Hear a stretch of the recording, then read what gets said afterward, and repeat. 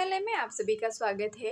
प्रस्तुत है हिंदी साहित्य का दूसरा इतिहास डॉक्टर बच्चन सिंह की पुस्तक से, जिसमें मैं आज वाचन करूंगी प्रेमाख्यान।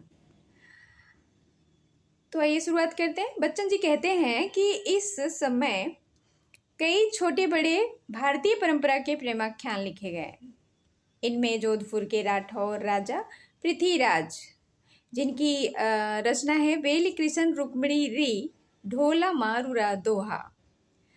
अगले कवि हैं दामो कवि कृत, उनकी रचना है लक्ष्मण सेन पद्मावती कथा। आलम की रचना है माधवानल कामकंदला।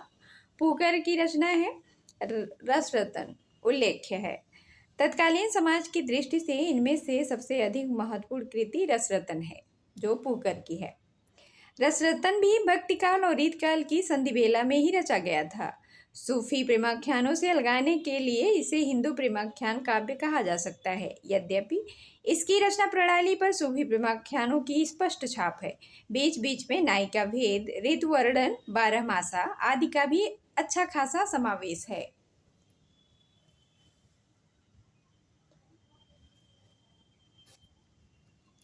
ये पंजाब के किसी गांव प्रतापपुर में कायस्थ वंश में पैदा हुए थे। इनके संबंध में इससे अधिक नहीं मालूम है। रसरतन का रचनाकाल 1673 विक्रम संवत सन 1616 ईस्वी।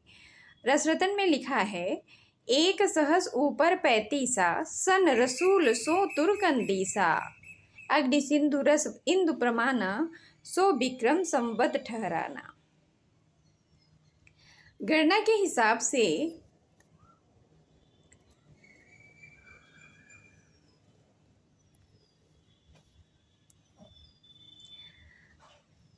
संवत 1673 में हिजरी संवत 1025 पढ़ना चाहिए, किंतु उपर्युक्त छंद में उस वर्ष हिजरी सन 1035 पड़ता है। लगता है लिपकारों की भूल से 25 के स्थान पर 35 हो गया है। रसरतन में वैराग के राजा सोमेश्वर के पुत्र सूरसेन और चंपावती नरेश विजयपाल की कन्या रंभावती के प्रेम और विवाह का वर्णन है। पर रीति के प्रभाव से यह इतना बोझिल है कि केशव को कोसों पीछे छोड़ देता है। केवल भारतीय पद्धति पर लिखे जाने से कोई काव्य प्रशंसनीय नहीं हो जाता। शुक्ल जी का कहना है कि जायसी आदि सूफी शाखा के कवियों ने भी इस प्रकार की पुस्तकें लिखी हैं, पर उनकी परिपाटी बिल्कुल भारतीय नहीं थी। इस दृष्टि से रसरतन को हिंदी साहित्य में एक विशेष स्थान देना चाहिए, किंतु अब भारतीय परिपाटी पर लिखा गया पद्मावत भारतीय परिपाटी पर लिखे गए रसरतन की अपेक्षा अपने अंतरंग में कहीं अधिक भारतीय है। स्वयं शुक्ल जायसी के सबसे बड़े प्रशंसक थे।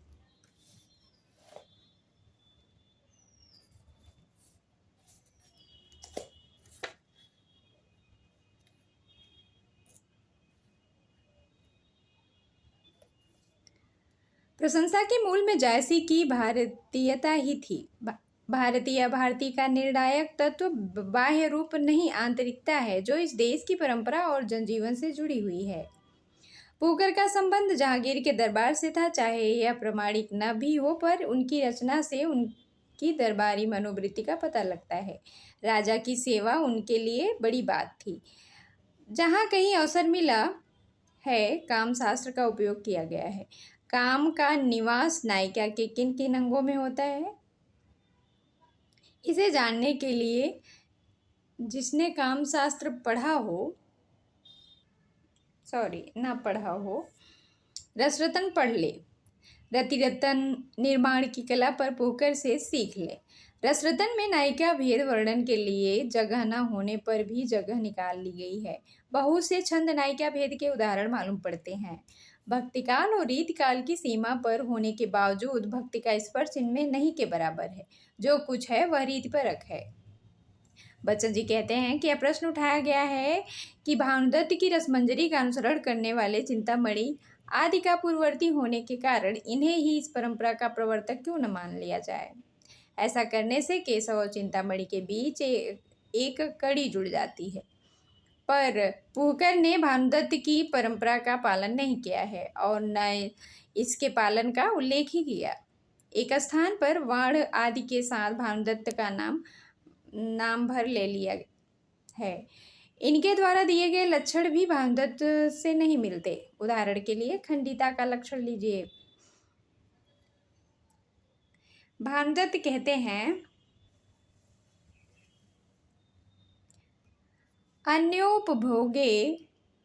अन्योपभोग चिह्नितः प्रातर्गच्छति प्रतिर्यस् सा खंडिता प्रातरित्यु उपलक्षणम।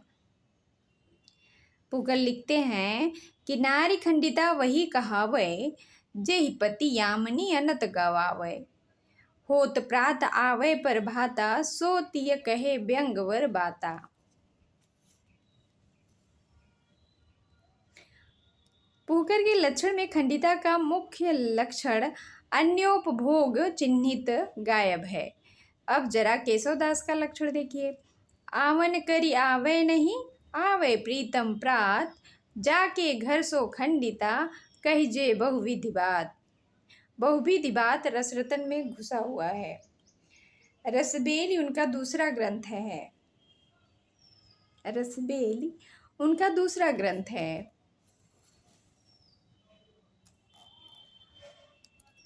जिसमें नायिकाओं के उदाहरण दिए गए हैं।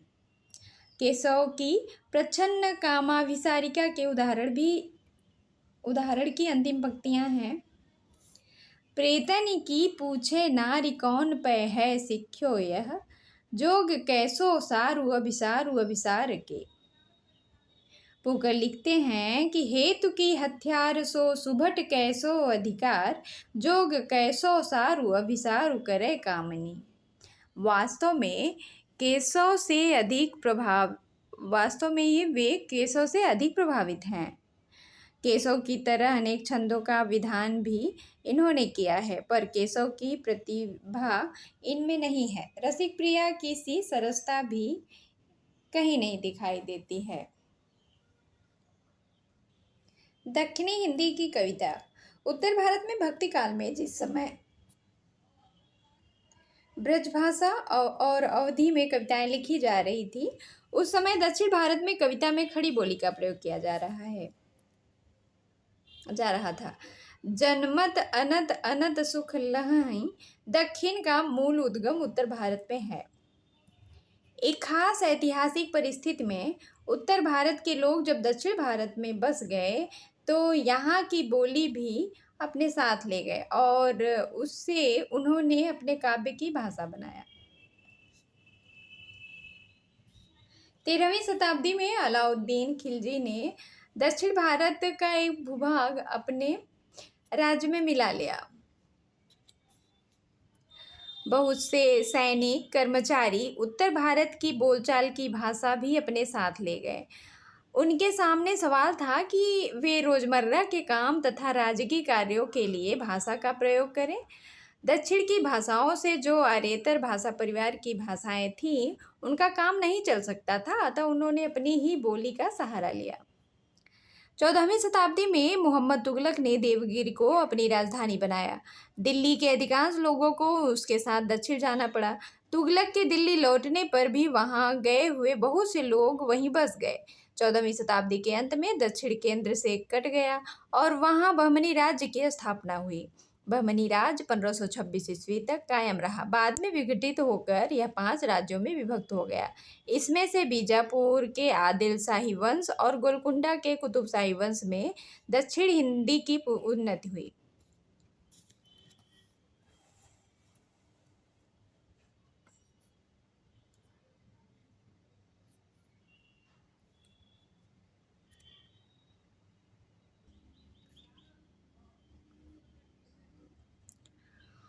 उर्दू के इतिहासकार हिंदी को दक्षिणी उर्दू कहते हैं, जबकि दक्षिण के कवियों ने इसे हिंदी कहा है। दक्षिण हिंदी में कविता की शुरुआत ख्वाजा बंदा नेवाज गेसुद राज से मानी जाती है। 14वीं शताब्दी के अंत में सूफी धर्म के प्रचारार्थ ये दक्षिण में हसन गंगू के पोते फिरोज शाह की राजधानी गुलबर्गा पहुंच गए। सूफी संत के रूप में इन्हें सम्मान मिला। वे अरबी फारसी के विद्वान थे, पर दक्षिणी हिंदी में लिखी हुई उनकी कुछ पुस्तकें भी मिलती हैं। शिकारनामा और तिलावतुल वजूद। शिकारनामा पर महाराष्ट्री संतों का भी प्रभाव मालूम पड़ता है। उनकी एक गद्य पुस्तक मिराजुल आस्कीन भी बताई जाती है। यदि यह मान लिया जाए कि यह उन्हीं की पुस्तक है तो इसे खड़ी बोली हिंदी की पहली पुस्तक कहेंगे। तो बोली हिंदी गद्य की पहली पुस्तक मिराजुल आस्कीन, बच्चन जी का मानना है। देखिए, उनकी पद्य रचना का एक नमूना। कहाँ तक खिंचिए रहेगा तू दुनिया की परेशानी, जिए तलक फिक्र है दुनिया की, दुनिया देखे तो है फानी।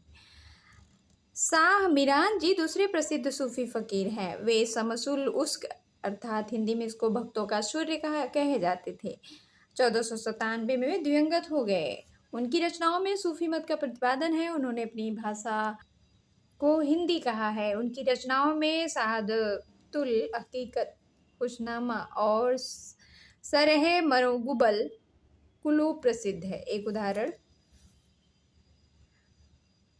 सरह मरगुबल कुलूब प्रसिद्ध है। एक उदाहरण है ईस के रंगी साड़ी, दूजा रंग न बानी, ईस के पासा हमको बासा, फूल फोकट को आनी। बुरहानुद्दीन जानम 1582 ईस्वी में मीरान जी के पुत्र थे। बहुत बड़े सूफी कवि माने जाते हैं। उन्होंने अपनी भाषा को कहीं गुजरी और कहीं दक्कनी कहा है। सुख सहेला, वसीयत तुल्हादी और इरशाद नामा उनकी कविता की प्रसिद्ध पुस्तकें हैं। कविता का उदाहरण देखिए।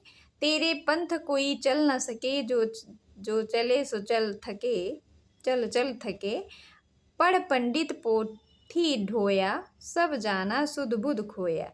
सबसे बड़ी बात है कि जन्म हिंदी छंदों का प्रयोग करते थे। सबसे बड़ी बात है कि जानम हिंदी छंदों का प्रयोग करते थे और लोग प्रचलित कथाओं के माध्यम से अपनी बात समझाते थे।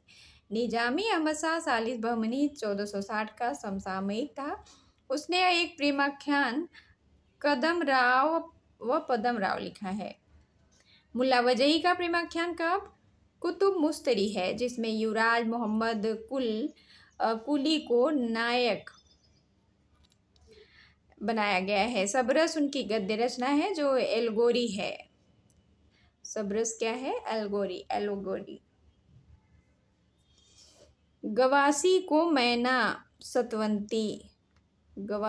मैना सतवंती मसनवी में सूफी मत की प्रतिष्ठा की गई है। मैना सतवंती की प्रेरणा उसी लोरक कथा से मिली है जिसके आधार पर मुल्ला दाऊद ने चंदायन दौलत काजी ने उसी बांग्ला में सती मैना और लोर चंद्राणी, ये सब इम्पोर्टेंट हैं, पूछे जा सकते हैं। साधन ने मैनासत, हमीदी ने फारसी में अस्तनामा लिखा।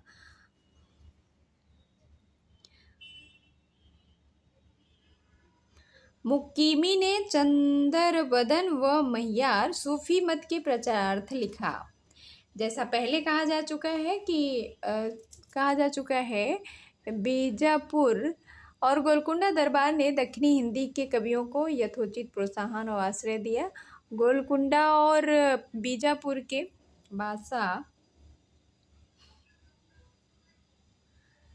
स्वयं कवि थे, इसलिए भी उन्होंने कविता की उन्नत में गहरी दिलचस्पी ली और उसे धार्मिकता से मुक्त कर संवेदना के स्तर पर ला खड़ा किया। बीजापुर में इब्राहिम आदिल शाह 1580 ईस्वी में गद्दी पर बैठा। वह साहित्य, संस्कृति, संगीत का अद्भुत प्रेमी था। उसे नवरस नाम की एक कविता लिखी। वह संगीत शास्त्र की दृष्टि से बहुत महत्वपूर्ण है। मुकीमी इसी दरबार के प्रसिद्ध कवि थे।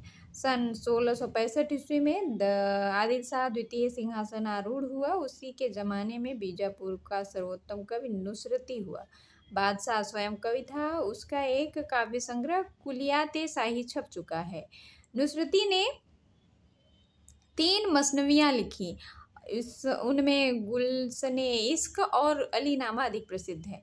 गुलशने इश्क और मंझन कृत मधुमालती के कथानक में अद्भुत साम्य है, लेकिन एहतेशाम हुसैन का कहना है कि यह मसनवी ईरान की क्लासिकल मसनवियों के आधार पर लिखी गई है। नुसरती को कुछ लोग कसीदों का पहला कवि मानते हैं, किंतु उनकी प्रसिद्ध गुलशने इश्क पर आधारित है। बीजापुर दरबार के कवियों में हाशमी भी थे। यूसुफ जुलेखा जो एक फारसी की प्रसिद्ध रचना के आधार पर लिखी गई है, प्रसिद्ध मसनवी है। कुछ लोग इन्हें रेख्ती का पुरस्कर्ता मानते हैं, जो संदेह के परे नहीं है। बीजापुर दरबार की अपेक्षा गोलकुंडा दरबार में कवि की पदोन्नति का अधिक अवकाश था, क्योंकि कई बादशाह स्वयं अच्छे कवि थे। सबसे पहले हमारा ध्यान मोहम्मद शाह कुली कुतुब शाह आकृष्ट करते हैं। ये हिंदी में मुआनी नाम से कविता लिखते थे। तेलुगु और फारसी में उनकी कविताएं मिलती हैं। उनके शासनकाल 1580 ईस्वी से 1611 तक कविता की खूब उन्नति हुई। फिराक गोरखपुरी का कहना है कि इससे पहले जो कविताएं मिलती हैं वे सूफी सिद्धांतों का प्रतिपादन मात्र हैं। उनमें न स्वाधीन अभिव्यक्ति है, न भी संबाहुल्य है, इसलिए उनका केवल ऐतिहासिक महत्व है। उन्होंने अपने को फारसी प्रभाव से मुक्त करके हिंदी कविताएं लिखी। भारतीय परंपरा से गृहीत और प्रस्तुतों का प्रयोग किया। स्त्री की ओर से पुरुष के प्रति प्रेम निवेदन किया। सूफियों के आध्यात्मिक प्रेम के साथ लौकिक प्रेम की कविताएं भी लिखी। अपनी 12 प्रेमिकाओं का नक्सिक वर्णन, सौंदर्य वर्णन किया और मुसलमानों के त्योहारों के साथ हिंदुओं के त्योहारों बसंत, होली, दीपावली पर भी कविताएं रची। अतः विषय की विविधता की दृष्टि से उनकी रचनाएं संपन्न है। स्थानीयता के प्रति उनका रुझान कविताओं में जान डाल देता है। एक उदाहरण, पिया आज बाज प्याला पिया जाए ना, पिया बाज एक तिल जिया जाए ना, नहीं इश्क जिसको बड़ा कोर है, कहीं उनसे मिल बैसिया जाए ना। कुतुब शाह न दे मुझ दीवाने को पंद, दीवाने को कुछ पंद दिया जाए ना।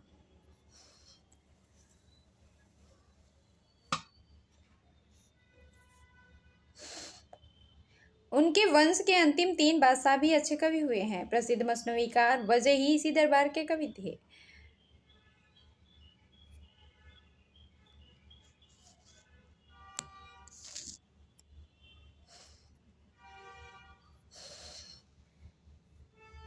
सन 1686 ईस्वी में औरंगजेब ने बीजापुर और गोलकुंडा को अपने राज्य में मिला लिया।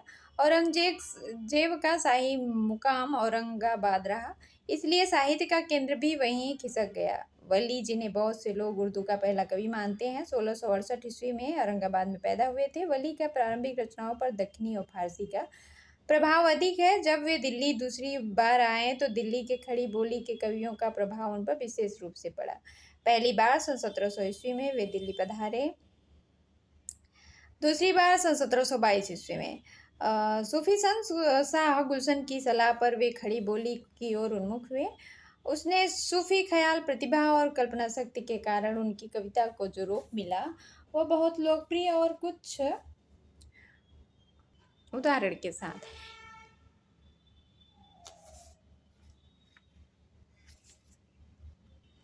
दिल वली का ले लिया दिल्ली ने छीन, जा कहो कोई मोहम्मद शाह सो। तुझ लब की सिफत लाले बदख्श से कहूँगा, जादू है न तेरे नैन गजाला सू कहूँगा। दी हक ने तुझे बादशाही हुस्न नगर की, यह की ईश्वरे इरा में सुलेमा सू कहूँगा। दक्षिणी हिंदी साहित्य का महत्व 2 त्रुटियों से है, भाषा की दृष्टि से और भारतीय फारसी संस्कारों के संघर्ष की दृष्टि से भी। जिस तरह हिंदी क्षेत्र के लिए ब्रजी अवधि है, उसी तरह खड़ी बोली भी है। उत्तर भारत की एक बोली दक्षिण भारत में जाकर अपना जो आदिम रूप सुरक्षित रख सकी, वह उत्तर भारत में संभव नहीं था। उत्तर भारत में उस पर फारसी का प्रभाव प्रारंभ से ही था, किंतु दक्षिण भारत में इसे फारसी से किन्हीं अर्थों में संघर्ष करना पड़ा। राजभाषा के रूप में इसने फारसी को अपदस्थ कर दिया। उत्तर भारत में सूफी का काव्य अवधि में लिखा गया। इस भाषा को अपनी जमीन इस भाषा की अपनी ज़मीन थी, अवध की अपनी आंचलिक विशेषताएँ थीं, लोक में प्रचलित कहानियाँ थीं। दक्षिण में लिखी मसनवी अधिकांश फारसी में प्रचलित कहानियाँ लेकर चली हैं। दक्षिण की लोक कथाओं तथा उनकी पहुँच नहीं थी लोक कथाओं तक उनकी पहुँच नहीं थी, इस तरह फारसी का प्रभाव पड़ना ही था। प्रारंभ में सूफी संतों ने अपनी विचारधारा से लोगों को प्रभावित किया। कुछ विशेषता मराठी संतों को, पर क्रमशः वे भी प्रचारात्मक हो गए। पर मोहम्मद कुली जैसे कुछ कवि अवश्य हुए जिनकी कविता में भारतीयता का पूरा रंग है, किंतु दक्षिणी साहित्य का उत्तर भारत की खड़ी बोली पर कोई खास प्रभाव नहीं पड़ा। वली पर दिल्ली आने के कारण यहाँ का प्रभाव ही अधिक पड़ा। दक्षिणी हिंदी के साहित्य का अकादमी का महत्व है, क्योंकि खड़ी बोली का आरंभिक रूप उसमें सुरक्षित है।